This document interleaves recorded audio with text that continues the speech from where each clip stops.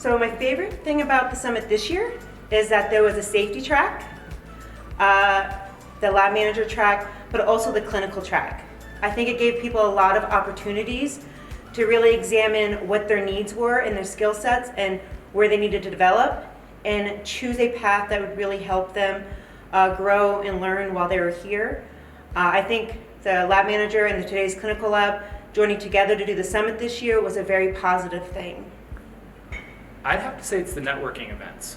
I learn best when I'm one-on-one with somebody and really talking to them and getting their perspective on my problems.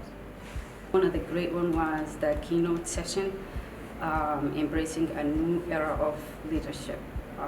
In today's workforce place, we have multi-generations, and it gave a nice insight on how to look into dealing with all those generations and some different ways on how to looking at the differences of those generations. It was awesome.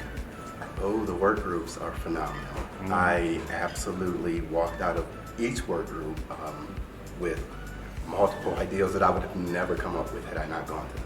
Really showed us how to be better managers and stronger leaders in the field that we work in. And I'm so excited to take my action items from the Leadership Summit back to my laboratory and just grow our operation even more than it is today.